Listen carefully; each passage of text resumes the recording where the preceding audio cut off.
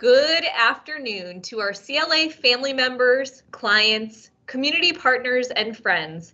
Welcome back to the first live stream of 2021. We sincerely hope that all of you are staying safe and healthy at this time. We started to unpack the impact right before the new year of the Consolidated Appropriations Act. However, as we explained prior to the new year, the bill is a monstrous bill, over 5,500 pages, and we are learning a lot more every day the more we spend time with it. In fact, we just received hot off the press, not one, but two IFRs today related to the PPP. So we're going to continue today to cover key points of the legislation, including those new IFRs. We have quite a cast of characters today with me to go over this guidance. First, I want to introduce back Melissa Labant, who will go over the important tax updates. Hi, Melissa. Hi, Leslie.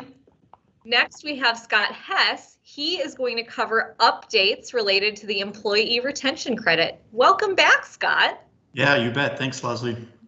We have Jen Rohen to cover WOTC and other payroll tax credit updates. Hi, Jen. Hello, friend. And finally, Jack Rybicki will cover PPP topics. Hello, Hi. Jack. So welcome, everybody. So before we dive in today, we do have some housekeeping we want to cover. We have the ability today for live Q&A, and we can cover your questions if you register using that link below me. Those questions are going to appear in the audience, and you can see and like those to move those up in priority so that we can address them. We have moderators that are standing by, and those people are ready to engage and interact with you. We did also want to keep you aware of a couple special events that we have planned.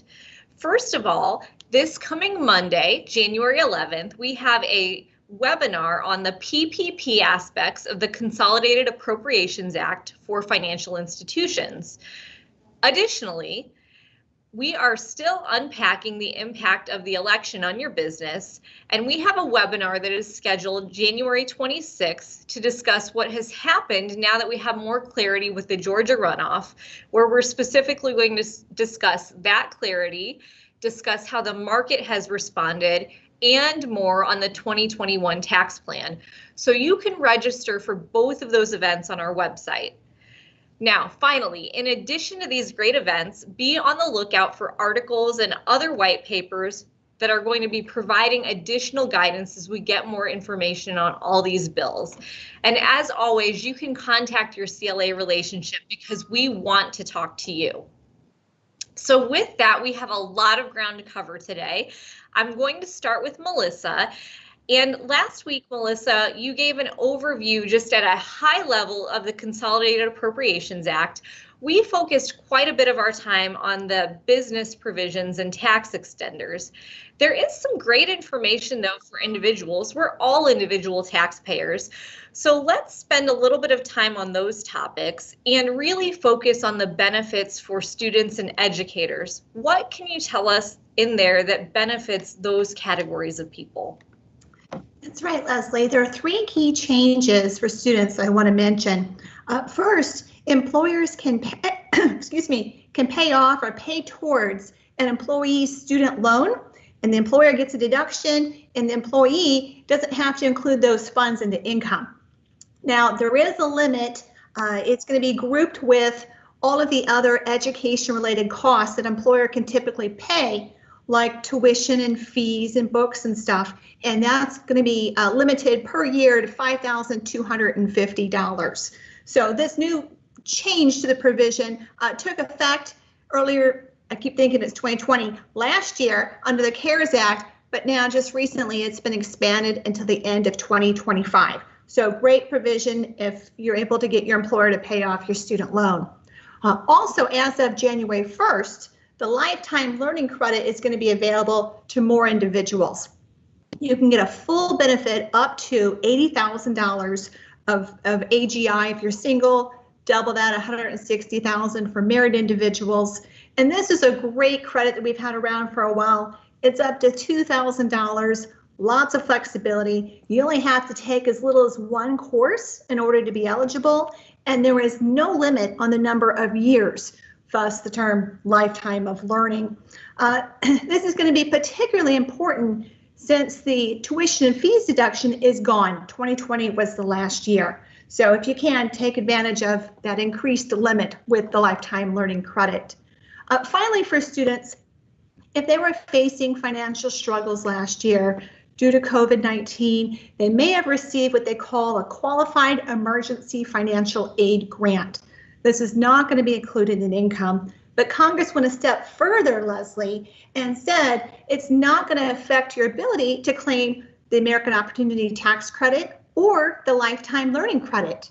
Usually, what happens when you get non-taxable income, like a scholarship, you have to reduce your qualified expenses by that amount. Not here. You get to keep your grant as well as your tax credits. Those are some really good benefits. So as we think about gearing up for tax filing season, in addition to these education benefits, there's some great changes in there for charitable contributions. What should our viewers know about that? Well, for individuals, we have two major changes. First, for taxpayers who do not itemize, they take the standard deduction. They can deduct up to $300, and that's for 2020 and 2021, and that amount is double, $600 for married couples. Now, if you do itemize your deductions, there's going to be a higher limit on charitable contributions. Now, these are cash contributions.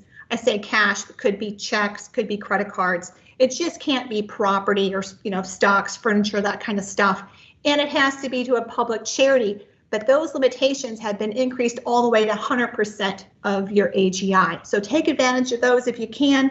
One more, if you have a minute, Leslie, I do want to mention, if you were affected by a disaster in 2020, right, and this is beyond COVID-19, and you have out-of-pocket costs, there are lots of provisions in this year-end package to help those affected by a disaster. My favorite is going to be those that have a personal casualty loss. You're not going to be subject. Normally, there's a 10% floor. There's no floor like that. It's just once you get over $500, you can take that loss and add it to your standard deduction. And that's going to help out a lot of individuals that were affected by disasters in 2020. Well, those are some really fantastic updates. We are definitely going to keep you around as questions are rolling in, and a lot to think about as we get into filing season. So thank you. Now we're going to pivot to Scott to discuss the new updates to the employee retention tax credit. And Scott, Jen did a fantastic job last week just providing an overview of the retention credit under the CARES Act compared to the Consolidated Appropriations Act. We do think that this retention credit applies now more broadly under the Appropriations Act, just given the changes in the size limitations, the timing of taking the credit, and a lot of the other changes. So what changed with the Appropriations Act, and when do these changes take effect? Yeah, for sure, Leslie. So yeah, a lot of changes, lot to wrap your head around. We're certainly getting a lot of questions coming in, confusions around what changes are retroactive to 2020 and really what are the changes for 2021. So I think the key thing to keep in mind is that there's really just one big change that's retroactive, and that's related to the PPP that we'll come back to at the end. Everything else is really a change on a go-forward basis for 2021. So in essence, you've got one set of rules that's going to apply for 2020, and then one set of rules that's going to apply to the credit for 2021. So we'll try to highlight here both the old and the new a little bit. So the first big change for 2021 is the easing of the gross receipts test. So one of the ways that you could qualify in 2020 was if you had your gross receipts, if you had a reduction of more than 50% versus a comparable quarter in the prior year, you were potentially eligible for the credit. Now in 2021, they've relaxed that so that you only need a dip of 20% or more. So if your gross receipts are less than 80% of a comparable quarter, you could qualify. The other way that you could qualify was if your operations were fully or partially suspended by a government shutdown order. And there's really been no change there. That's the same. So if you were affected by that in 20, you're potentially eligible. And if you're affected in 21, one, yeah, you're still eligible for the credit there too. Next big change is just around the amounts of the credit. And so the first one is with the percentage of qualified wages that are eligible for the credit. That's greatly increased. It has climbed from 50% of qualified wages and healthcare costs in 2020 to 70% of qualified wages and healthcare costs in 21. So you're going to get a much bigger bang for your buck here in 2021. The second thing with the amount is that they've greatly increased the caps on the credit. So in 2020, there was a $10,000 annual limit on those qualified wages. That's been increased to $10,000 per quarter in the first half of 2021. And so the resulting change is that there was a $5,000 max credit for all of 2020 for each employee. So 50% of that $10,000 in qualifying wages. And then in 2021, your max is up to $7,000 per quarter per employee. So that's 70% of that 10,000 that we mentioned. So if we're eligible in both 20 and 21, you could potentially have a $19,000 credit for each employee here. So 5,000 for the prior year and 7,000 for each of the first two quarters in 21. Yeah, that's really significant. And I think those are some really good comparisons. I like how you bifurcated the two different scenarios and really showed the broadened eligibility. So talk to me just for a minute about the mechanism to be able to get an advanced payment of the credit in 21. Yeah, certainly changed there. So under the old rules, you really couldn't claim anything until you had paid the wages out. And then at that point, if you wanted, you could file for a credit through Form 7200 or just wait until you filed your Form 941 at the end of a quarter and claim it. With the new rules that they did provide that you could get an advance on the credit for the entire quarter, prior to those wages being paid. So we don't really know how that's going to work yet. We're still waiting for guidance on that. So is that going to be through that Form 7200 again? Is it going to be through some other mechanism? Is the government just going to start sending out checks? We really don't know, kind of waiting on that part of it. Well, I think the advance payment is fantastic news. And there was other great news that you mentioned just briefly, and that is that you can take advantage of the credit along with the PPP. So let's revisit that, go back to that just briefly, if you wouldn't mind, and touch on how those two can work in tandem with one another. Yeah, really the biggest thing here that's increased eligibility for the credit. And so this one is the one that is retroactive to 2020. So previously, employers that received a PPP loan were prohibited from claiming the credit. So the new act has eased those restrictions. You do have the opportunity now, even if you took out a PPP loan to claim the credit. So you can look back to 2020 if you missed out previously or didn't consider. So as long as you meet the other eligibility requirements, you can claim the credit.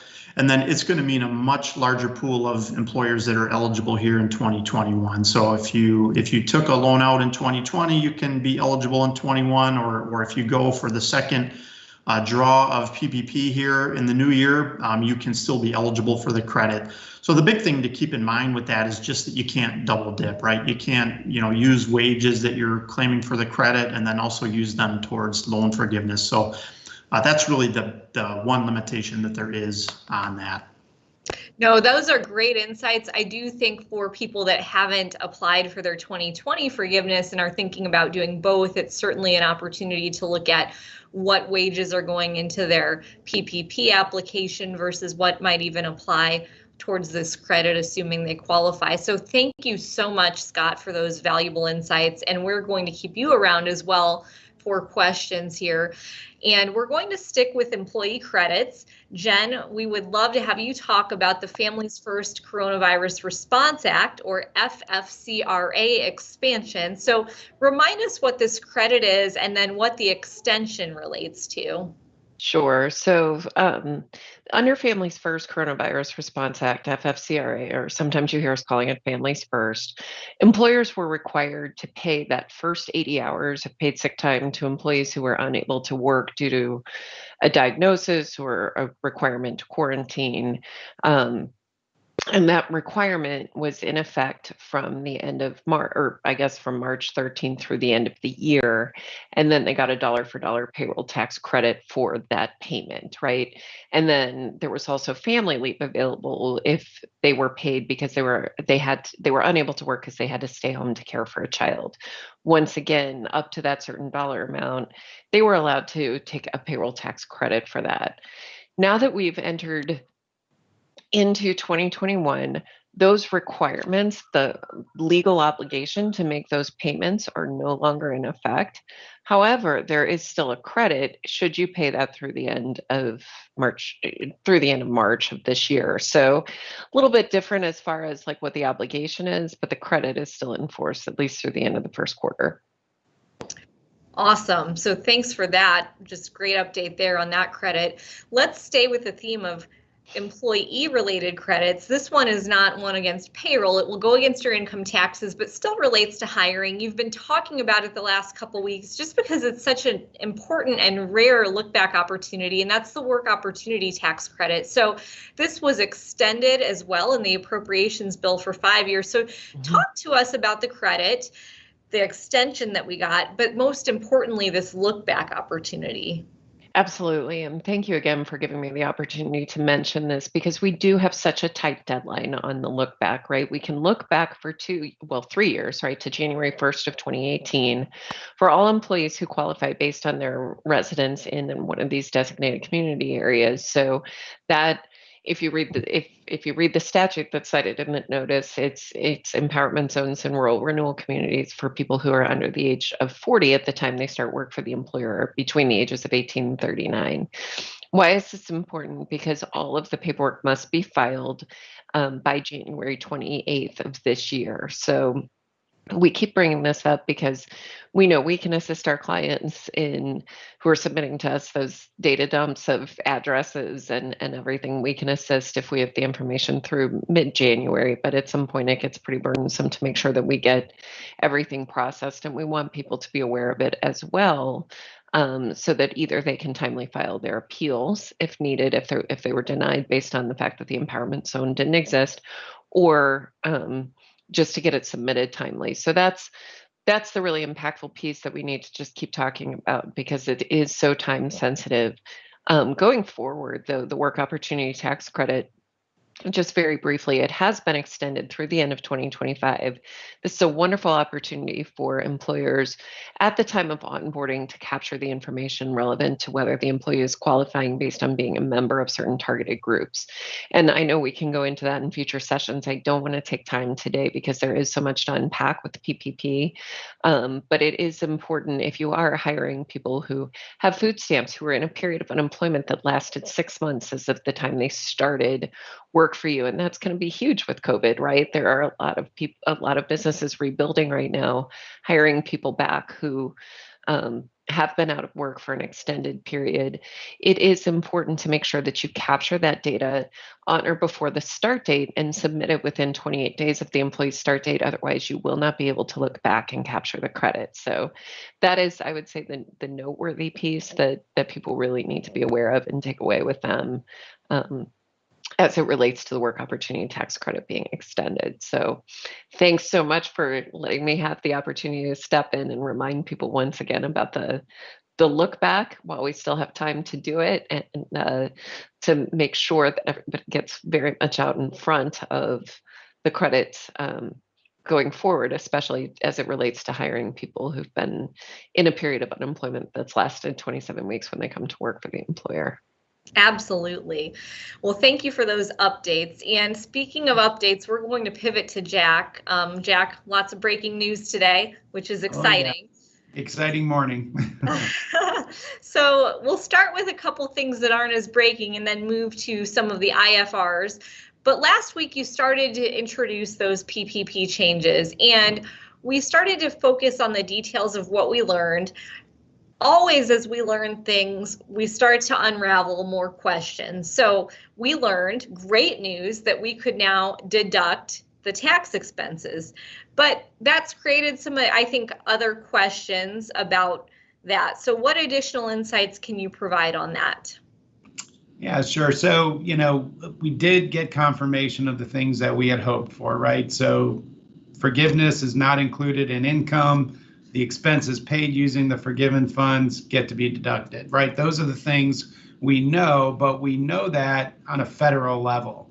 So one of the main things that's out there right now is how are the states going to treat this?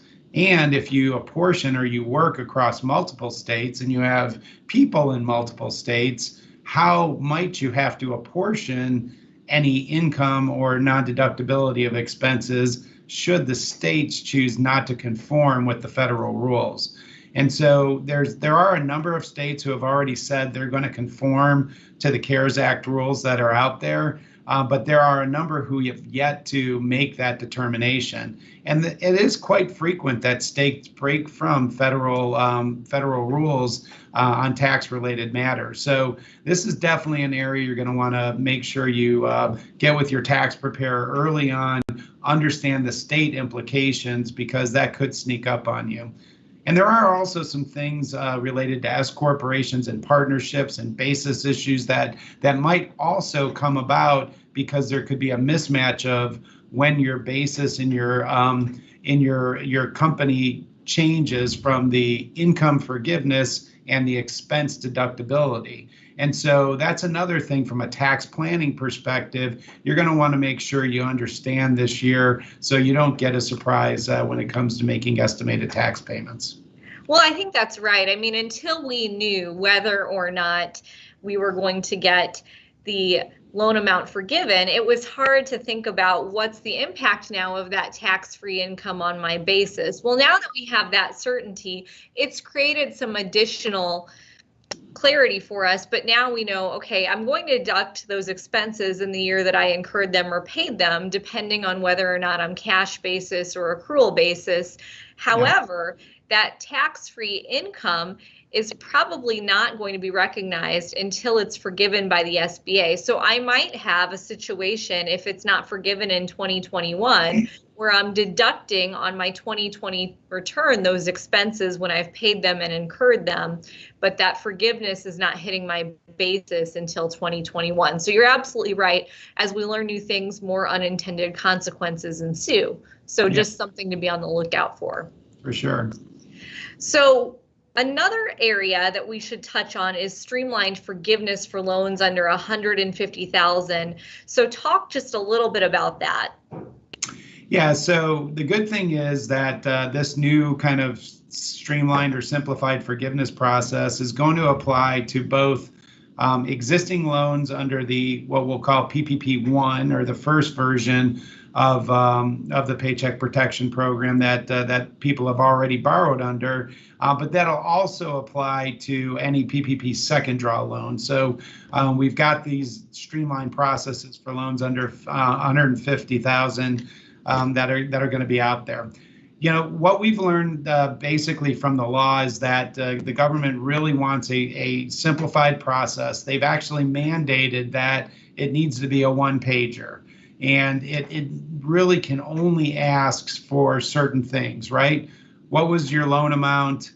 How much did you spend approximately? It doesn't even say you need to give a direct number, but approximately on payroll. How many jobs are at your company? And then you have to make some certifications that you use the money in accordance with the program terms. But that's really about it. We're really getting backed off, or you don't even have to provide the supporting documentation for how you spent those monies. Now, you do have to retain that documentation, because even those loans that are subject to this simplified application process for forgiveness still can be subject to audit. So you still do have to retain payroll records for 4 years and non-payroll records for 3 years in the event that the SBA pulls your loan as part of their audit process that they will be conducting around these loans. But we had talked about this whole simplified or blanket forgiveness, and it does look like we're getting a nice variation of that is going to make this very easy. Now, one thing I will say is that as a result of this, we do anticipate that there'll be either a revision to the 3508S form which is currently only available to borrowers under 50,000. So maybe they increase that threshold to 150 and just revise that form a little bit to conform to the new rules. But right now, many banks, and I'm not sure I could say all, but many banks have stopped taking loan forgiveness applications for borrowers under 150,000. In fact, many banks have stopped taking all loan forgiveness applications at this point because we know there's new rules that are going to be coming out with respect to forgiveness. So just a few other things to think about from that perspective. Yeah, so that's really good guidance. And, we received more guidance today, which is exciting. I expect, similar to last year, we're going to have some deja vu where it starts to bleed out slowly. So that first IFR that we got covered the original PPP program, but was amended for the Consolidated Appropriations Act. And then we got another one, a second one that covers those second draw loans. So cover the highlights of what we learned today, the most important things that we've learned from those IFRs. Yeah, and so what I'll do is I'll try to focus on the things that we saw in the IFRs that maybe weren't clear in the original legislation itself, right? Because we've had more time with the original legislation. But in terms of the things that we learned, one that I thought was very important was if you go for an increase in your original PPP loan, which is now an option for you if your original loan was undersized, for instance, you may have a delay in the processing of your PPP second draw loan application, because you have to have fully expended the original PPP loan. And so if you're trying to expand that amount, then you could not, you wouldn't be eligible yet for the PPP second draw. So I think people are going to need to look at, does it make sense to expand my first one, or is it better off just to get PPP second draw treatment, because we don't know how long these funds are going to last. So that was one area that's just a thought process thing. Another area that was detailed out in the IFR related to the second draw loans is that if your loan is under review by the SBA, your loan forgiveness application, and there is reason that they might be looking at whether or not you were eligible or whether you sized your loan correctly, they're terming this group of loans as unresolved, it was called unresolved first draw loans. In that event, the SBA will not approve your second draw loan application. Now, they have committed that when they receive those, they'll set aside some dollars. So if they resolve that in your favor, those dollars will still be there and you'll still be able to get the PPP second draw loan. But it could delay your receipt of those funds. And so we're still trying to work through whether or not that means we want to apply now and get the forgiveness, or if we're not in the forgiveness queue yet, maybe we hold off applying because we can't be in that unresolved bucket yet. We don't know the answer to that one yet, and we're going to continue to unpack that over the days ahead. The SBA did tell us that they are going to issue a consolidated IFR that incorporates all of the original guidance out there on forgiveness, along with the modifications that were made through the Consolidated Appropriations Act. So look for an IFR to come out on forgiveness, but they do have about another 2 weeks before that's likely going to come out, because the forgiveness section had a 24-day window for guidance, as opposed to the application section, which only had a 10-day window, which ended yesterday. And so that'll come out likely within the next couple weeks or so. We're already getting a lot of questions about, okay, now that the IFR is out, when can I apply? We know that right now the application is not out there yet. So there's a reference to the application in the IFR. They even talk about some of the certifications that are going to be on there, but the new form, the form 2483-SD, which is for second draw, that has not been published yet. on either the SBA or the Treasury website. And so that's obviously a precursor to being able to apply. The other thing is the banks have not received instructions yet from the SBA as to how they are going to submit applications for PPP second draws that they receive. And so we assume it's going to be the E-Trans system again, but we don't know that and the banks don't know that. So there's going to be, at least a couple more days before people can start applying, and then the banks will accept those and start submitting those to the SBA. But I wouldn't think it's going to be too long, but probably early part of next week would be a safe bet for that. Couple other minor things that jumped out at us. Because borrowers now have the ability to select a covered period. So your covered period still starts the day you receive the loan, but under the original guidelines, it was 8 weeks, and then we got the up to 24 week in the PPP Flexibility Act, but it was one or the other. The new rule says you can choose a period somewhere between 8 and 24 weeks. And as a result of having that flexibility, the SBA acknowledged that they no longer needed the alternative payroll covered period.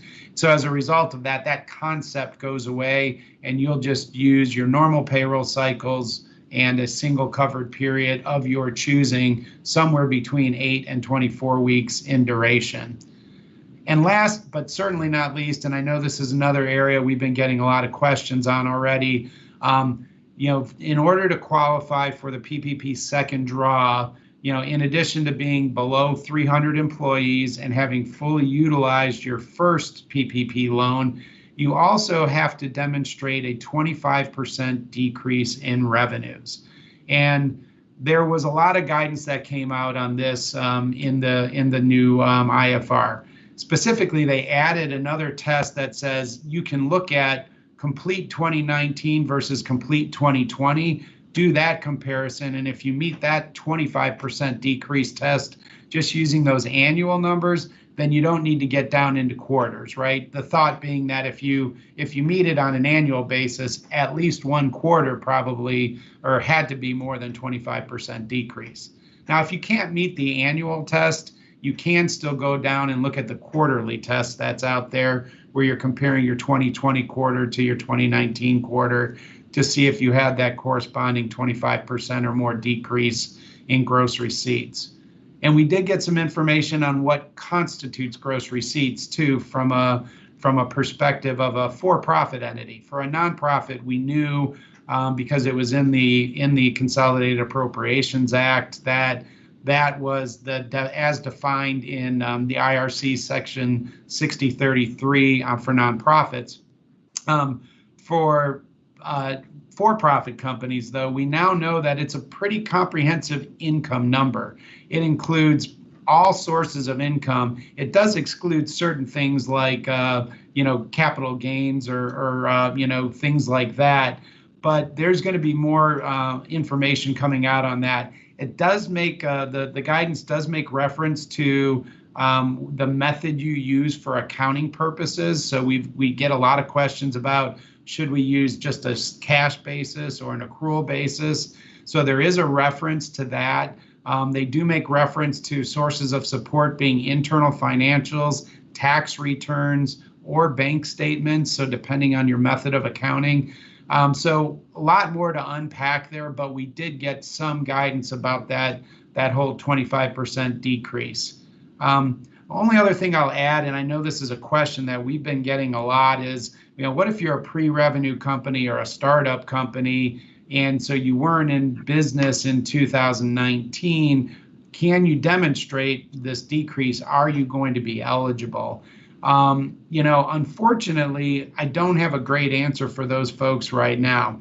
We do know that you had to have been in business as of February 15th, 2020 to qualify for either the PPP or the PPP2 program, right? So that we know for sure. And we also know that if you weren't in business in 2019, there is some ways to do some calculations of comparing your Q2, 3, and 4 revenue against Q1 revenue in 2020. So if you happen to start business in that January 1st through February 15th, 2020 bucket. But what we don't know is what if you were, there in 2019 and you're there in 2020, but you're pre-revenue? Does that exclude you from being able to apply for a second draw loan? It would appear on its surface that it does, because you wouldn't be able to show that decrease in revenue, but we don't know for sure. Or what if you just started operations and you were pre-revenue in 2019, but now you had nominal revenues that were obviously lower than budgeted in 2020?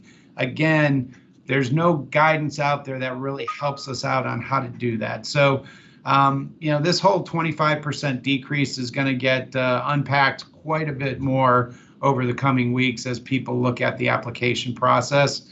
And, we'll look to provide more guidance as we can. Well, those were some really good overviews on those topics, and I know we're going to get more information. I do want to take a couple questions from our viewers. I want to start with one that's for Scott, because the employee retention credit is a newer issue that's, I think, gained a lot of traction and popularity. Certainly, it changed the game on us when they changed a lot of the rules in 2020. So Rosemary has asked a great question, and that is, can we still file for the employee retention credit for prior quarters if the 941s were already filed? So how do we handle that? Yeah, certainly you can go back. There's always an opportunity to go back and amend those, prior 941 returns. You typically would have 3 years to do that. So there's a big window yet to go back and claim or evaluate. We think what was provided in the Act, though, is an opportunity where you may be able to claim, go back and, if you missed out, go back and claim these credits on your fourth quarter 941. So still waiting, hopefully for a little bit of guidance to drop from the IRS on that. But, we think if that's available, that's going to be your best bet and your way to get those credits back the quickest. Great. And now I have a question for Jen. So Jen, can you do the sick, but not the FMLA portion since it's not mandatory now? Can you comment on that for the Families First Coronavirus Response Act? Sure. So there's no mandatory obligation to pay under Families First anymore. So it's just, if you do, you get the credit.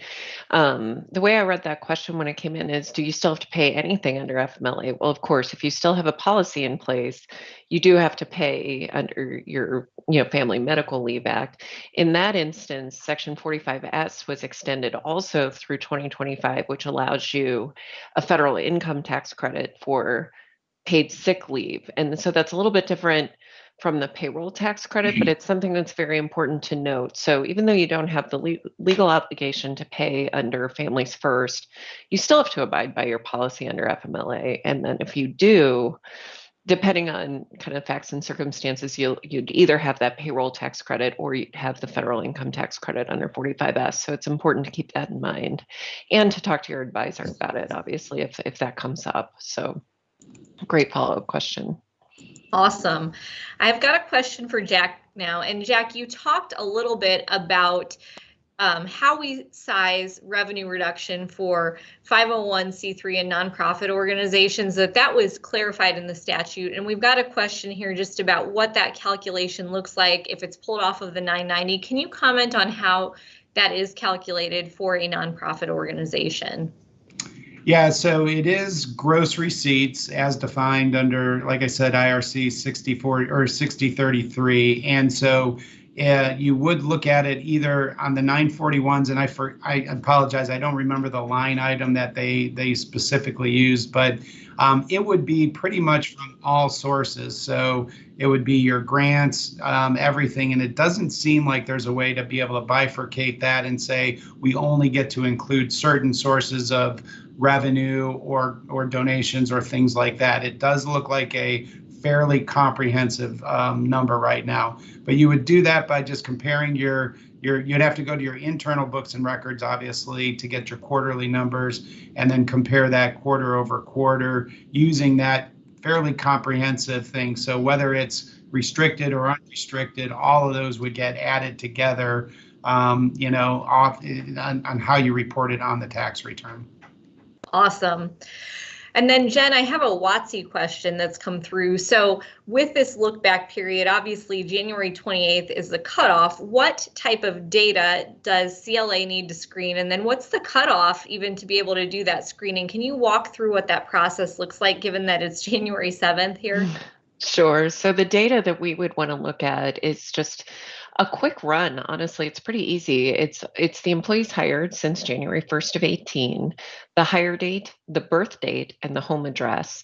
And that would be enough to get us started for our look back review. We've had just some incredibly bright people on our team pull together an app so we can just pop those addresses through the app. And then we're asking our clients and anybody who's interested to reach out to us by January 15th with the raw data so we have time to get back and follow up. I mean, certainly there's always special exceptions, and if it's small enough or the data is clean enough, we could probably help. But for the most part, that is exactly what we need and the time frame that we'd like to request it.